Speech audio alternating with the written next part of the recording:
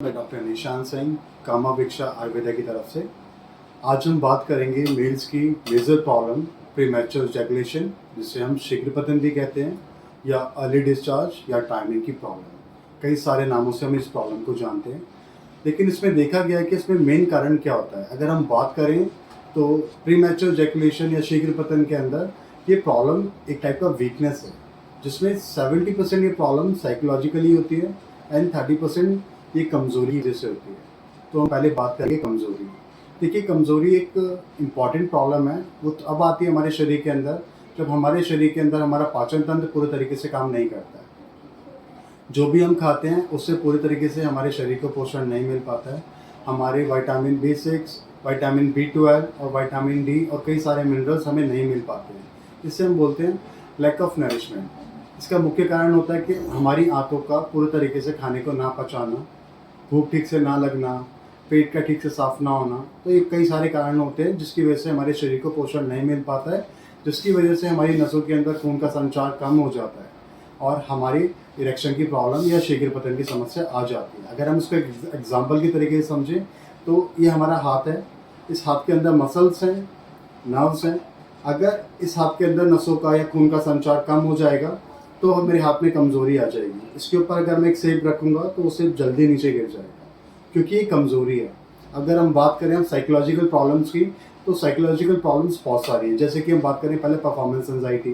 Performance anxiety मतलब कोई भी इंसान अगर एक बार परफॉर्म करने के लिए जाते हैं और वो परफॉर्म नहीं कर पाते तो उनको काफ़ी शर्मिंदगी का सामना करना पड़ जाता है। शर्मिंदगी के साथ साथ उनके मन में घबराहट भी होने लगती है कि मैं परफॉर्म कर पाऊँगा या नहीं कर पाऊँगा। बस ये सिलसिला इस तरीके से चलता है कि उनके मन में घबराहट हो जाती है और वो घबराहट एक एंजाइटी का रूप ले लेती है। दूसरा कारण होता है हमारा टेस्टोस्टेरोन लेवल। अगर बॉडी के अंदर टेस्टोस्टेरोन लेवल बहुत तेज़ी से कम हो रहा है तो आपको जो इच्छा होती है वो नहीं होगी। अब जब इच्छा ही नहीं होगी तो फिर टाइमिंग बहुत मैटर करता है। और इसका तीसरा कारण है हमारे शरीर के अंदर सबसे ज़्यादा प्रॉब्लम होना है लॉन्ग पीरियड एब्सिस्टेंस का। अगर हम बहुत लंबे समय तक अपने पार्टनर के साथ इंटीमेट नहीं होते हैं तो भी ये प्रॉब्लम धीरे धीरे बढ़ जाता है। और अगर हम बात करें अपनी परेशानी को, ये परेशानी बढ़ती जा रही है तो उसके लिए सबसे ज़्यादा ज़रूरी होता है हमें अपने पेशेंट का पूरे तरीके से हिस्ट्री लेना, उनके बारे में जानना, उनकी स्थिति के बारे में जानना, उनकी मानसिक स्थिति के बारे में जानना, क्योंकि कई सारे ऐसे कारण होते हैं जिनकी वजह से हमारा स्ट्रेस बढ़ता है और कहीं ना कहीं हमें ये परेशानी का सामना करना पड़ता है। तो लेकिन इस बीमारी का इलाज करने से पहले सबसे पहले हमें पता होना चाहिए बीमारी किस वजह से हुई है। ये साइकोलॉजिकल कॉजेज़ की वजह से हुई है या फिर ये लैक ऑफ नरिशमेंट की वजह से हुई है, पोषण के कम मिलने की वजह से हो रही है। तो जब तक हम इसको नहीं जान पाएंगे तब तक हम इसका जड़ से इलाज नहीं कर पाते हैं।